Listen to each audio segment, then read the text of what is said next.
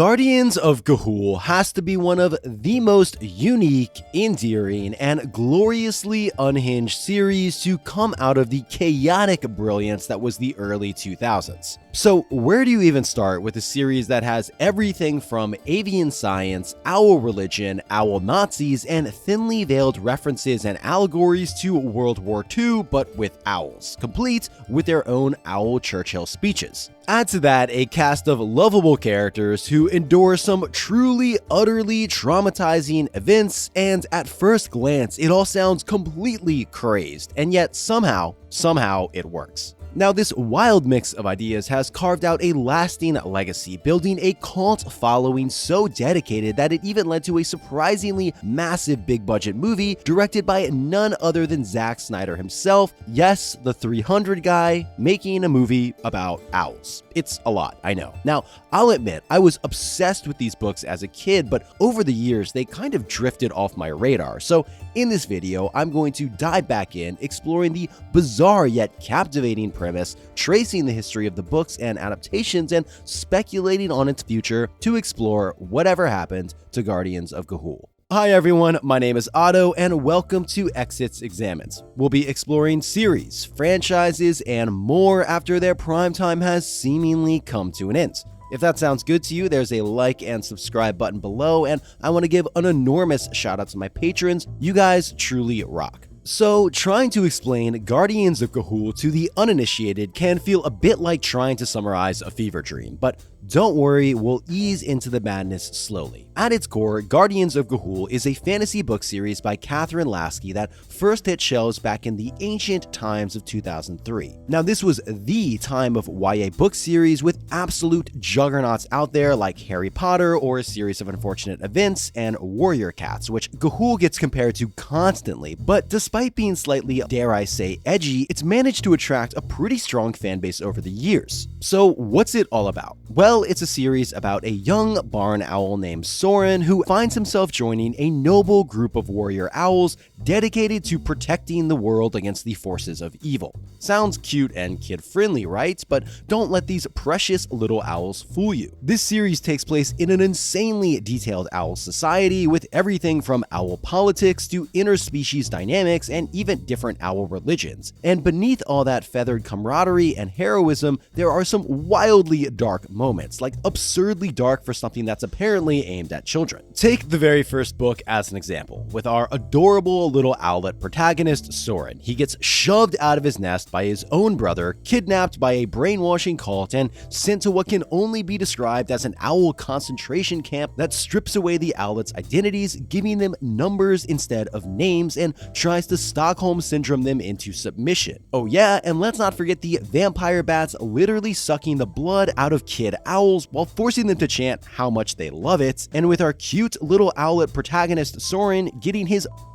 wings agonizingly plucked out, which again, this is just the first book, folks. On top of this, the backstory of one of the other main characters is that he watched his family get eaten alive, and later there's a scene where a mother rips out the heart of one of her son's best friends, and I could literally go on and on here. And it's the kind of series that I can't help but laugh at the idea of some well-meaning parent picking up one of these books because, oh, look at the cute owl on the cover, only to unwittingly deliver a huge amount of trauma directly into their kid's life. Like, these books do not mess around. But to focus purely on the shock value wouldn't be fair because this series is so much more than that. And I think one of the huge strengths of the series and what has constantly drawn people to it is the sheer depth of the world building. So for example, this isn't a case of Zootopia or Redwall where these are anthropomorphic animals that pretty much move and talk like humans. These are straight up owls, and as such their entire society, way of speech, and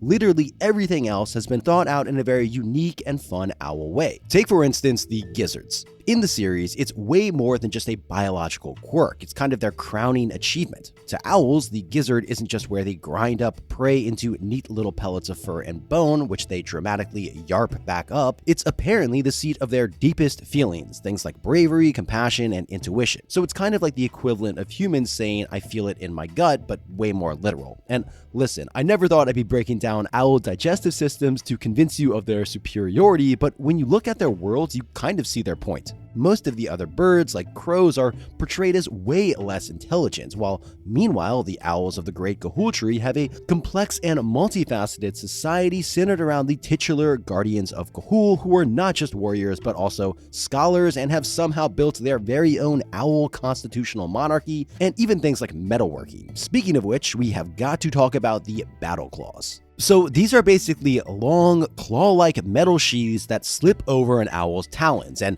one might think, well, why would owls need metal claws? Nature already gave them talons. And that, my friend, is a great question. But these owls operate on the philosophy of why settle for 10 when you can crank it up to 11? These things are terrifyingly effective, adding extra reach and deadliness, making owl warfare way more brutal than you'd imagine. And the battles here are straight up visceral, with gory death scenes, and that's not to mention our main cast of cuddly owls have a penchant for burning their enemies to death with coals. And then, as if that's not enough already, there's actual owl swords in the later books, which I still have no idea how an owl holds a sword, but whatever. Anyway, let's move on from owl warfare to owl specializations, because apparently these owls are way more organized than most humans. Now, heads up, mild spoilers ahead for the next couple minutes. At the Great Ga'Hoole Tree, every owl gets sorted into a chaw, which is essentially a squadron that trains them in a particular skill like healing or navigation. Now, if this sounds like the very YA trope of houses or clans, that's because it absolutely is, but the real standout is the Chaw of Chaws, a special elite group made up of the best from each chaw, which is such a power move name and I absolutely love it. But the social hierarchy does not stop there. For one, we've got the utterly bizarre dynamic between the owls and the snake. Now, in this world, blind snakes are essentially like owl housekeepers, which is a rare but real-life thing that happens where blind snakes live in the owl's nest and eats pesky bugs in a form of commensalism. But these snakes are very house elf-esque and are seemingly happy with their role as the help, but this just gets taken to the nth degree when they serve as literal tables for the owls. Like, they actually use their bodies as tables. Kinky, right? Why do owls need tables? Excellent question, but no time for that now because we have got to talk about owl religion because yes, you best believe owl god is a thing, so all praise owl Jesus, I guess. Now, most owls worship Glaucs, an Abrahamic type godlike figure, and there's also owl hell and even some owl polytheism in other kingdoms. Oh yeah, and speaking of other kingdoms and ideologies, this brings us to everyone's favorite owl racism, baby. So that brings us to the villains, because yes, this series has owl supremacists. The main antagonists are a group called the Pure Ones, which are basically a militant faction of the Tyto family barn owls, very clearly inspired by the Nazis and are convinced that they're superior to every other owl species. Now, on the flip side, the heroic owls of Ga'Hoole are all about celebrating diversity, and it's no coincidence that the main band of characters are all a different type of owl. Now, there has been criticism of the series over the years because of Lasky's seeming hypocrisy with portraying the Pure Ones negatively for their owl supremacist views, while the Great Tree being a place of equality among owls does feel a bit weird when the blind snakes are literal servants and many other species are viewed as beneath the owls. Now, you might be wondering, where are the humans in all of this? Surely someone would have noticed this whole owl World War II situation. And I mean, if I woke up one morning and I saw barn owls butchering each other with swords and metal talons, you best believe I'm calling animal control. But here's the thing, there are not any humans, or at least not anymore. The series is set in a post-human world. Humans, or as the owls call them, the others, are long gone. There are castles and remnants of their civilization scattered around, but it's implied that some apocalyptic event wiped them all out. And it's even suggested that this event is what gave owls their own sentience. And the question of what exactly happened to the humans is never really answered, and honestly, I kind of love that, because it's all these unanswered questions that make the world feel so much larger than it actually is when the reader has to fill in the blanks with their own imagination. And this all adds so much to the world building, which again is seriously just something else, with the map being a prime example. Each kingdom feels fleshed out, giving you this sense of a sprawling, interconnected owl world. And oh yeah, did I mention that there are literal pirate owls, which is all delightfully absurd, and I'm obsessed. Now, I could go on and on about the delightfully strange and neat bits of world building here, but if we're talking about favorites, I've got to give it to the way the owls talk. The series dives headfirst into its own owl-specific vocabulary, and here are some of the real standouts in my humble opinion. Scroom, which is owl for ghost. Frink means to irritate, as in this really freaks me off, gleek for messing around, and finally, watch out for this one because it's the worst word you can say, sprink. So the next time someone crosses the line, make sure to cuss them out in owl with a special shout out when one of the main characters utters the absolutely devastating, well, sprink on your spronk, which there is just no coming back from. But speaking of spronks and gizzards, let's take a moment to appreciate how crucial the gizzard actually is in this series, because this is what makes our protagonist Soren so special. The strength of Soren's gizzard is practically legendary, and by Glocks, if only we could all have a gizzard as strong as his someday. And the rest of the characters in Guardians are just as important and memorable, if not always the most complex. At the heart of it all is the band, Soren's group of friends who form the backbone of the story. They do definitely fit familiar archetypes, but in their own charming way. Now, spoiler warning again for the next 20 or 30 seconds. There's Gylfi, Soren's Hermione-esque bestie, who, let's be honest, was done so dirty in both the books and the movie, which we'll get to that later. Then there's also Digger, the philosopher of the group, and of course, we cannot forget about Twilight. How could anyone not love Twilight? This endlessly boasting and constantly singing owl brings pure chaos to every scene he's in, which, fun fact, his mid-combat serenades are so baffling that his enemies literally yeep out of the sky, which means when an owl gets so freaked out mid-flight that their wings lock up and they plummet to the ground. And that's just the main crew. The supporting characters are just as fascinating. Soren's evil brother Clud, or Esselrib, who's basically an owl mashup of Dumbledore and Churchill, which is a combination of words I never thought I would say. Then there's Soren's sister Eglantine, who goes through a wild gaslighting and brainwashing arc. And let's not forget about the protagonist of the later books, who starts as a literal racist baby raised by owl Nazis, which again is not a sentence I ever thought I'd say, but here we are. So all these ideas and characters might seem like they're jumping all over the place, which does make more sense when you realize how they were written. Catherine Lasky never intended this to be a massive series, it just kind of evolved as it went along, and you can totally see that in the earlier books. In the first book, Owl Society starts off feeling a lot more primitive. There's more focus on hunting and behavior you'd expect from actual owls, but by the later books, it's kind of like, oh wait, did we mention that there's an owl government, written language, and advanced tech, which admittedly I am here for. Lasky even has a fantastic quote from an interview which I loved, where she said, "Fiction begins with a lot of questions." She also described it as a puzzle thrown on the floor that you have to build, which is a perfect way to think about her approach to the series and the world building. Now, some series, no names here, kind of stop at world building, like it's the be-all, end-all, and they don't really go beyond that, but Lasky takes it further. She doesn't just build a world, she actually has something to say. The allegories to racism and Nazi ideology, 100% intentional. History was clearly in Lasky's wheelhouse, which makes more sense because she has written a good deal of historical fiction, and you can tell World War II was never far from her mind while she was writing the books, and Esselrib's speeches during one of the sieges was straight up very intentionally Churchill vibes. Now, it's wild that this stuff is in a kid's series, but it also is what makes it so incredible in its own way. The book tackles heavy themes like overcoming trauma, questioning ideologies, nature versus nurture, and trusting your instincts over mob mentality. These are big adult themes, and it's really refreshing to see a YA series not pull its punches. And I think maybe that's one reason why the series has endured for so long. It doesn't shy away from the messy, complicated parts of life, but rather leans into them. And the fact that this is all wrapped up in a story about owls just makes it even better. And honestly, I wouldn't be surprised if this series launched an owl obsession and a love of birds for thousands of readers. And oh boy, this series took off and launched a long-running fandom that has endured throughout the years. The fandom for Guardians of Ga'Hoole may not be as massive as something like Warrior Cats, but it's got a dedicated following, and to this day, you can find fan art galore. Seriously, Gylfi gets so much love out there, and rightfully so, and if you check Reddit, there are some great Guardian tattoos, which is a level of commitment I deeply respect. And let's not forget about the fanfiction. There's a solid amount of it, and I'll link a few standout pieces below for those of you who are interested. And it's amazing to see how this fandom continues to go on, even if it's not necessarily a huge one. And it just goes to show that there's something about this weird, lovable owl world Lasky built that just still resonates with people. Now, if all this talk of monsters and epic magic has got you thirsty and you want to drink out of something just as epic, I present to you Handy Goblin. Handy Goblin makes gorgeous handcrafted mugs straight out of a tabletop campaign. Made in Australia from high-quality stoneware, these mugs are tough, gorgeous, and unique. You got all types of fun fantasy designs in here that any nerd in your life will most likely be into, with my personal favorite being the good old Mimic mug. Now, it's clear the folks at Handy Goblin put a ton of love into making each and every one, right down to the packaging. They're perfect for treating yourself or as a gift for that special adventurer in your life who deserves something a bit special. So check out Handy Goblin in the link below and let me know which one's your favorite.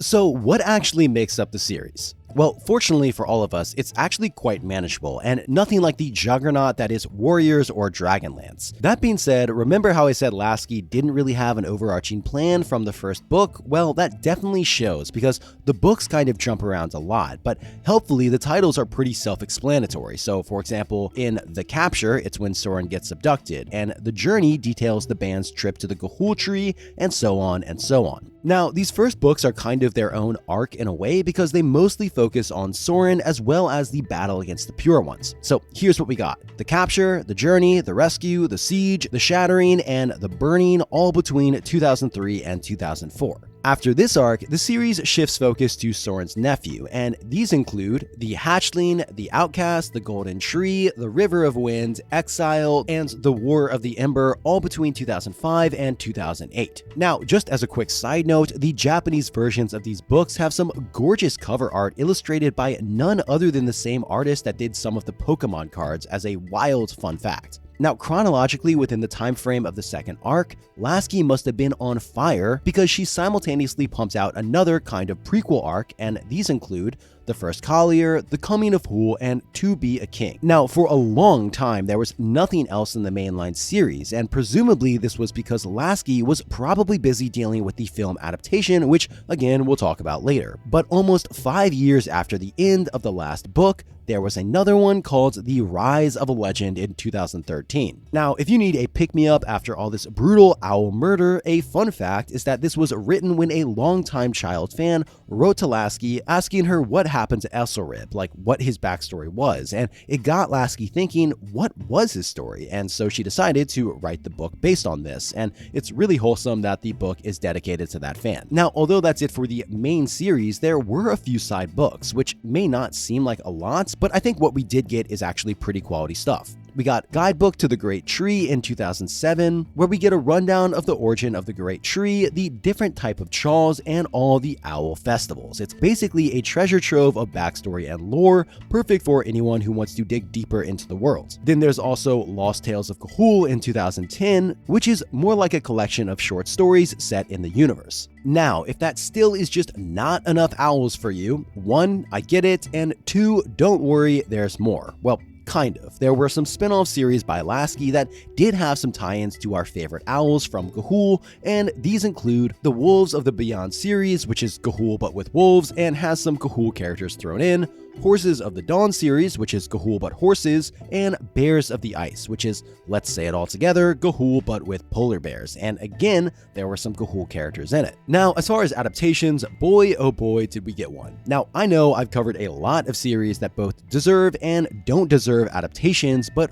rarely, so rarely do we get a big budget adaptation, and if you were to ask me which series in the world I think would be most likely to get one from none other than Zack Snyder himself, you know, from Justice League and 300, there is no way on earth I would ever guess it would be Guardians. That's not to say it doesn't deserve it, but it is kind of strange, because it's trying to be very epic, with a very Lord of the Rings intro and a ton of slow-mo fight scenes, with the evil owls being actually really visually intimidating. Now, for a family film, it did not shy away from the darker moments, but it does balance them out quite well with some lighter stuff. The characters, specifically our band of lovable misfit heroes, are all very fun, and it goes without saying that the film is absolutely beautiful. The battle scenes in particular are stunning and very Snyder-esque. Now, it's kind of strange comparing this movie about owls to 300, but again, here we are. So it all begs the question, well, why was there never a sequel? Well, I think first of all, let's start with the title, Legends of the Guardians, The the Owls of Ga'Hoole doesn't exactly roll off the tongue. Then on top of that, because of the nature of the books, which don't have any clear stopping points between them,